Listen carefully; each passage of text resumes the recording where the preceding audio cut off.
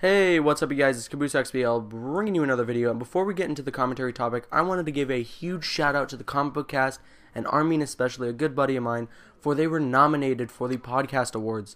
They were nominated for the Best Entertainment Podcast, and they definitely deserve the win. So here's what I want you guys to do, is go to the website in the description, podcastawards.com, go down to the entertainment section, and vote for them.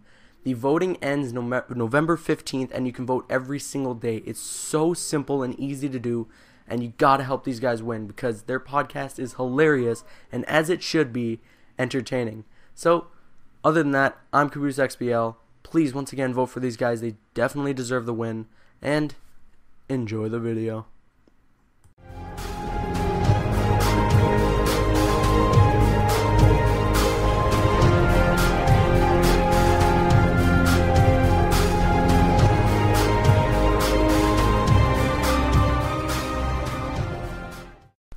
Hey, what's up you guys, it's Caboose XBL bringing you another Batman Arkham Origins video, and today what we're going to be talking about is the multiplayer and the fact that we are more than likely going to be getting some game modes and more maps down the line with the multiplayer. So I'm going to talk about, overall, like, how I know that this is, like, almost guaranteed, and what I would like to see with these new game modes and maps. So, first of all, you're going to be like, well, Caboose, how do you know? Like, what makes you so sure that we're going to be getting new maps and new game modes with the Arkham Origins Multiplayer? Well, the first thing is, when you cycle through to vote on the maps, when you're in the pre-game lobby to start a game for Arkham Origins Multiplayer, you're going to see that there's the 4 maps you can vote for, and then there's a bunch of space below that. Usually, I'd think that if they were just going to leave it at 4 maps, you wouldn't see anything below those 4 maps. You wouldn't see all that space where more maps could be added. And that just kind of reassures me that, eventually, down the line, there's either going to be updates or DLC packs that is going to add more maps to the multiplayer. And then you're going to complain, you're going to say, well, why would there be 4 maps in the first place? Well, when you look at Arkham Origins Multiplayer, it is not your traditional multiplayer.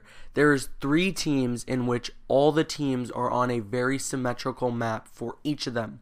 Meaning that when you play as Batman and Robin, it's symmetrical. When you play as the Joker gang, it's symmetrical. When you play as the Bane gang, it's symmetrical. The map has to be, perfect for each team. It has to make each team equal and have an equal advantage at all times. You got obviously the control points placements, the ammo crates placements, and you got to make everything very in detail and in depth. Otherwise, it's just not going to be that great of a turnout. And I think that they did a freaking amazing job with the multiplayer, whilst it's very, short-lived for some people, and there is a very lack of game modes and maps. I think they did a absolutely great job with the multiplayer. And like I said, I can almost guarantee that there's going to be more maps. In terms of the game modes, there is no doubt in my mind that we're going to get new game modes. Why? When you hover over the game modes in the multiplayer, like when you're going to find a match and you go down to the game mode when it says Invisible Predator or whatever, you can see that it gives you the option to press A to cycle through the game modes. So obviously that means that in the future we're going to get more game modes with Arkham Origins. I think there is, once again, no doubt in my mind that we're going to get more game modes in the future. Whether it's going to be DLC or whether it's just going to come for free with an update, that I can't guarantee. But what I can say is that with a new game mode, I would love to see something in terms of like more heroes included, like something with Batgirl and Batman.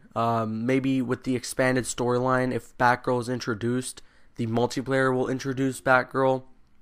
I'd like to see something where it's just like the heroes facing off, or like more of the other Predator maps. Like what if there could be like a combat challenge online type thing where it's you and Robin playing together in like a co-op type thing, and you're trying to complete a combat challenge map. That would be so damn cool, and it could integrate with leaderboard systems.